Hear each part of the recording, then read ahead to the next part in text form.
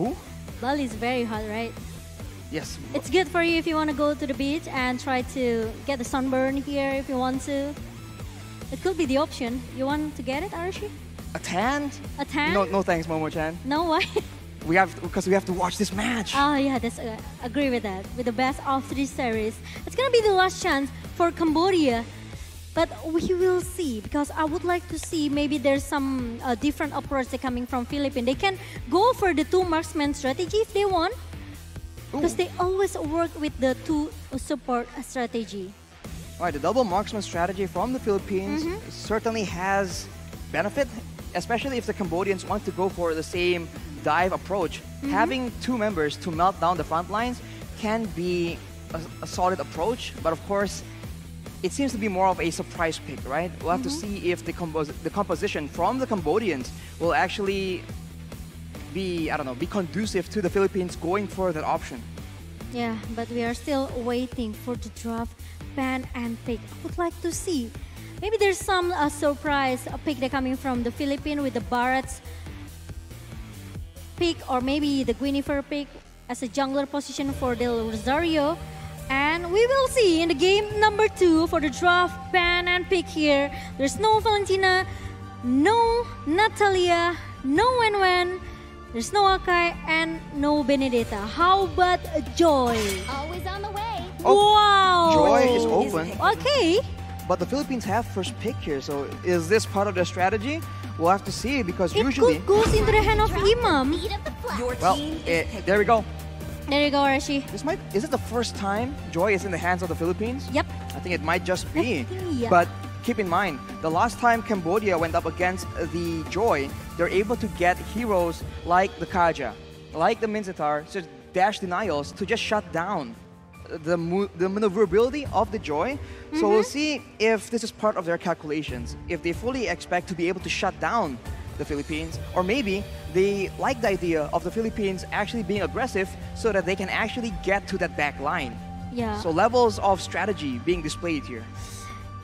Actually, if you against Joy, you have to prepare for the counter, right? We know the Minzitar maybe could be the one of the counter here, but Kaja is available for Cambodia, so it's gonna be the first pick, Kaja, and also Fredrin in the hand of Cambodia as the second pick here.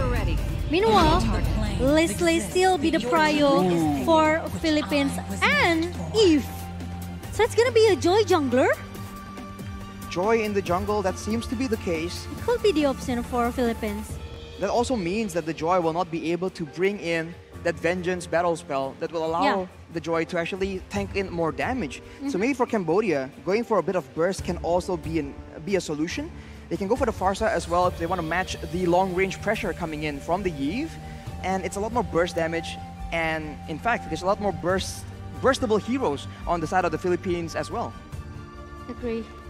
Now, Cambodia. There's still bad tricks left open for Cambodia. Or maybe they can go for another Melissa. But I think Beatrix is the best option for OP now. They have to pull out the A card now, Archie. They cannot save their strategy. It's their last chance to turn back the table in the game number 2. If they don't do it now, means they have to say goodbye if they lose in this game. The stakes are definitely higher than usual, to make it sound that simple. But for Cambodia, having that Beatrix will also mean that the lane pressure is going to be very tough in the gold lane. So for the Philippines, they require a different approach here. Because earlier it was Melissa against Leslie. It's pretty much even. So the gangs come in to try and swing the balance in one of those laners' favor. But now, off the bat, the lane pressure will be favoring Cambodia. And they do have a scarier pick-off potential due to that Kaja. They have banned out the Akai, the Matilda, as well as the Lolita. So a lot of saves being banned away from the Philippines. And their response is banning out that Kadita as well. It's a very smart move coming from Philippines. Very smart move. There's no Kadita, no burst damage. No one can dive in, going into the backline just to make sure no one can touch Imam and also Soriano in the backline here. So there's no Kadita. So far, so good for both of the teams. The draft pick looked very solid, but Cambodia, they ban out this Lolita as a counter for Beatrix. Right, the Bulwark can definitely block away the bulk of the bullets coming in from the Nibiru's Passion, for example. So for Cambodia, as you mentioned, Momo-chan, an assassin you were asking for, and now instead there is one in the hands of the Philippines, but the Cambodians will ban away that Estes. Respect ban comes from Cambodia. Well, it's a respect ban, and also making sure that if they actually get their hands onto Soriano or Imam, that's a lot of damage that cannot be sustained by the blessing of the Moon Goddess. So the Philippines have an option to go for a different kind of save, but we'll see if that is the answer they go for. Yeah, we'll see. But Philippines, they can ban out this Yuzong if they want to. Because the Ferdinand can go into the hand of Dija as a jungler. But Farsha Ben coming from Philippines. No high ground defensive coming from Cambodia in the second game. Well, now they have a snipe, but they don't have anything else to follow it up with. And for the Philippines, it's the same kind of combo. It's less dynamic because the burst and damage coming in from Iesf is not nearly as dangerous as the feathered airstrike coming in from Farsa, but they can make it work depending on the circumstances. For Cambodia. Hello, Cambodia fans! Ooh. Hello! I wish that I can speak in Cambodia language, you know. Unfortunately, we can't, but here we go. Cambodians go for the Yuzong, making sure that the backlines will not have an easy time. That's a good pick for Cambodia. Yep. They need someone to dive in going into the backline with the Black Dragon form here. But Digi pick for Philippines nullify all of the CC that Cambodia has. That is both the Divine Judgment from Kaja, as well as the Furious Dive Petrify combo coming in from that Yuzong as well, most likely in the hands of Boom. So for the Philippines, they have a good composition. They can go in and out, they can poke from far away, and go for the burst damage as well. The final pick will be the Baxia. So very quick rotations can be expected, but hang on. Wait, so it's gonna be Baxia... EXP. XP? It has to be, right? Yes, enjoy jungler. Joy jungle, Rome, Diggy, and Leslie and Iesf, gold lane and mid lane. So for Cambodia here, it's a mixed bag. If they want to go up against the Philippines can take it slow. They have so many poke options here, Iesf, Leslie, and Diggy. But if they want to engage, they have the Baxia as well. And if they kite away, the turtle's poisons from the Baxia will mean that Cambodia is forced to actually walk through a lot of damage. I think Lilia could be the option for Cambodia. And there you go. Lilia pick for Cambodia. Every dive-in hero from Philippines can be melted down by the angry magic show coming from Cambodia. And hi, Sleepy and also Moa. Sleepy Studios and Omwawa in the building. Hope you're enjoying the show because now this might be the decider. It's a chance for Cambodia to equalize and make this a 3-game series, or will the Filipinos go for that clean sweep? The Cambodia draft looked very solid, right? I really like the Lilia and also the Yuzong pick. The last two picks coming from Cambodia. It can change everything if they can get it very well in the game number 2. The only concern here is for Cambodia. With everyone being so short range, they need to be walking through a lot of slows per se. And for the Philippines, having the Iesf will be such a big issue. But ladies and gentlemen, let's go straight into the Land of Dawn for game number 2 between Cambodia and the Philippines. Let's check it out. Let's see. Is it gonna be the Cambodia games or is it gonna be a Philippine with 2-0 clean sweep? Hang on, this is a Baxia in the jungle for Del Rosario. It's actually the Fat Up with the Vengeance and the Magic Shop in the EXP lane. Already a bit of a plot twist we're seeing right here. Yeah, interesting. Del Rosario with the Baxia jungler. So it means that Padep, he has a chance to win the lane with Boom in the top lane. It's an assassin against a fighter, and on paper it doesn't really make sense, but of course Joy is very, very strong right now. We'll see if the Yuzong can match up against the Joy, especially in the early game. But Del Rosario taking as much early game jungle creeps as possible, ensuring that he does have a bit of a lead. OPJ tries to go for the steal, but Villaluna will actually just block him away. And that is a good chunk of damage to OP as well. This is the babysit meta we've come to expect from this Diggy. The baby city coming from Villa Luna in the bottom lane. It will make at least Soriano will have a chance to get the first blood in the early minutes. But it's gonna be a problem if there's gonna be a rotation coming from Cambodia here. Meanwhile, Soriano trying to pull OP away here. Ooh, with the flicker that comes from OP. Here comes Del Rosario coming in. OP will be too low. He gets first blooded by Del Rosario. And that is the speed we talked about. That shield unity means that Del Rosario can't be anywhere at any time. And the Cambodians, once again, lose their gold laner. That is not the result they want. Yeah, the rotation is still there coming from Philippines. Meanwhile, Cambodia have to be careful because Del Rosario can come anytime that he wants. And now, Redhead trying to make Lutu at least. I really like that there's someone here with the electrifying bits coming from the Padap, trying to giving a poke damage towards Lutu in the top lane. The pad-up drops the beat, but now zoning everyone away from the turtle pit. Geja tries to do something here, but with the black shoes, he's able to escape, and the Philippines will not chase after getting their objective. They're playing it slow. They understand that the late game is what they're aiming for. Yeah, and now the passive playstyle coming from Cambodia. Meanwhile, Imam trying to pick down the Deja in the mid lane here with a one real-world manipulation coming from Imam. We talked about going passive, but Imam says, never mind, let's go for the kills yet again. And now with the mid laner gone, you can see the pressure building up from the Philippines. They're pushing all the lanes together, and that means that the members from Cambodia will be shown on the map, and that in turn will allow Del Rosario to actually find opportunities where it won't normally be possible. And it even forced Cambodia to at least babysit, do the same thing what Villaluna does with Soriano in the bottom lane here. Ooh, Soriano uses the snipe, but it doesn't really... It wasn't used on the right target, so OP will be able to survive for now. And Villaluna is taking a lot of aggression as T is looking for an opportunity. The time journey is popped in preemptively, but look in the backside. The pad up goes in. He's suppressed though by T. Pulled under the turret, but he is still going to be surviving with that vengeance as well. Imam with the real world manipulation tries to duel Deja in the backline. He will be able to win that duel. And on the other side, that's also Soriano picking up a kill. The Filipinos strike again. It's a solo kill coming from Imam with the real world manipulation because he knows that there's no black shoes in the hand of Deja. And he knows it. And now, Philippines, they are still dominating in the early minutes.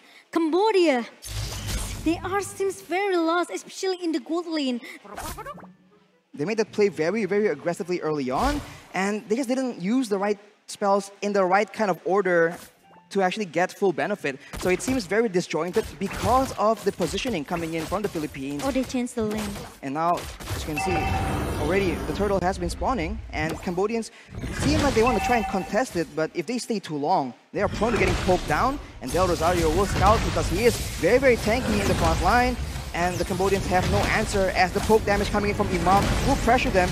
Boom! Goes for the back line though, but the turtle will be taken by Lutu. But at what cost? Del Rosario goes in, and the time journey is popped as well. Boom will be pulled back with the reverse time, but Dappadap seems like he wants to go for something else. With the real manipulation, that is a lot of damage. So the Filipinos will take one as in the top side. The timing is just perfect for Imam with the real world manipulation on the edge of Boom's feet. And look at that, another kill for Philippines in the game number 2. And now, seems that T really need to use that divine judgment perfectly. Maybe going into the top lane could be the answer for Cambodia because the Padap is just by himself in the top lane. And the Padap pops in that vengeance and actually goes just a slight bit back in. He knows he has the mobility to try and make the plays happen. And just like that, 4 members from Cambodia shows on the top side, or at least converges on the top side. And while doing that, the Filipinos have been pushing the other lanes, setting up already for the next objective.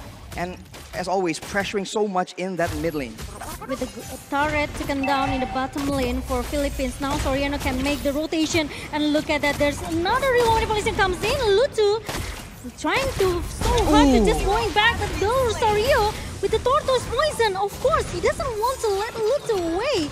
And ooh, with one shot coming from OP, make sure that the Padap need to recall it away. A trade to recall, going to back into base. That's a trade of plays in the mid and top side. And the Filipinos definitely come out on top here, taking the mid turret as well. This means that the rotations are just going to get faster and faster for the Philippines. And for Cambodia, they need to be very careful because now their jungle is vulnerable to being invaded.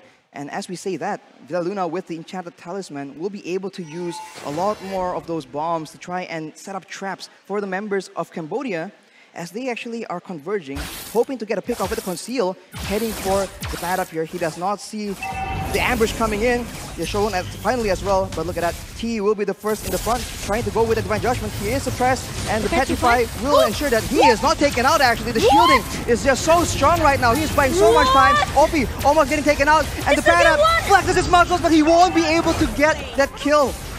The Cambodians take him out, but on the other side, they spend so much time trying to get that kill. He almost got a one actually, Arashi, but LP is still able to survive. What? Actually, it's a long time that has been bought by the Padap in the bottom lane with 1 versus 4.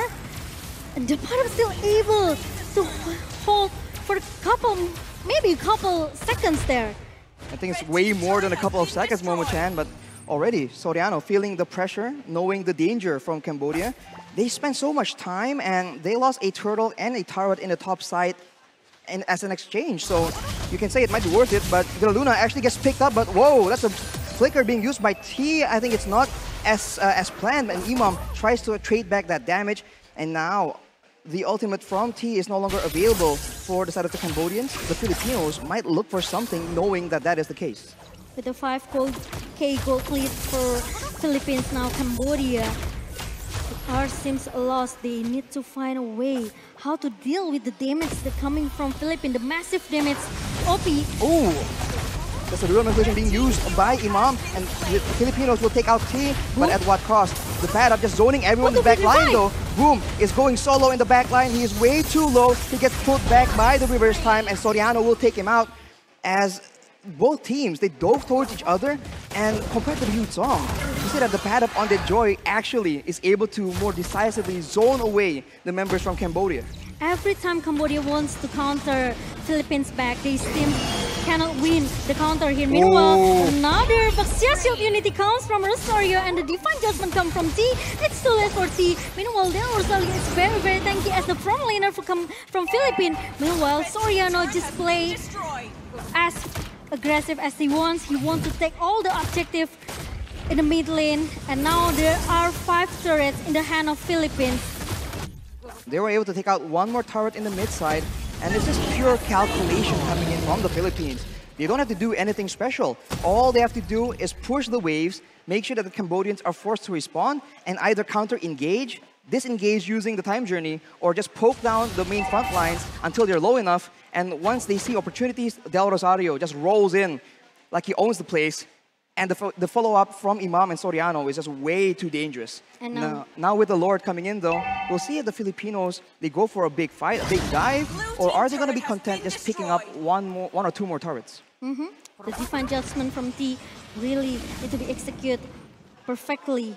But the problem is, who will get the Divine Judgment from T here? Meanwhile, it's gonna be a slow effect coming, and also another real world manipulation pops up from Imam, and there's gonna be a Lord being taken down. Oh, look at T though! He gets pulled back, and Soriano will be able to take him out, and that will be it. Wow, he was trying to make a play happen so hard, but he just gets taken out, unfortunately. And now, without their main engage tool, the Filipinos are looking for something. Imam gets chunked down, and Del Rosario goes in, but that is still a lot of damage traded back by OP on this Beatrix. And Dapper just zoning everyone away with that sustain from the concentrated energy. It's very difficult to deal with, and the Filipinos will be able to get one more base turret. And now Philippines, they want to play very objective. They don't want to make a mistake. They don't want to let Cambodia to turning back the tailball right now in the game number 2. Meanwhile, T, even though he already tried to use that flicker and also the Divine Judgment, he still failed. He still failed. So it's very tough for Cambodia. Meanwhile, Philippines, they just need to wait for the second Lord pops in the minute number 12 maybe. Look at the discipline coming in from the Philippines. The only kill that the Cambodians have on the table is when they send 4 members and use so much time to ensure that the pad up gets taken out. Without doing that, there's 0 kills on the board for Cambodia. And that means that the gold lead is so one-sided. But at the same time, if they're able to get a pick-off and get a kill, a shutdown onto OP, for example, that could be the winning solution they need. They have to contest the Lord, I think, Cambodia.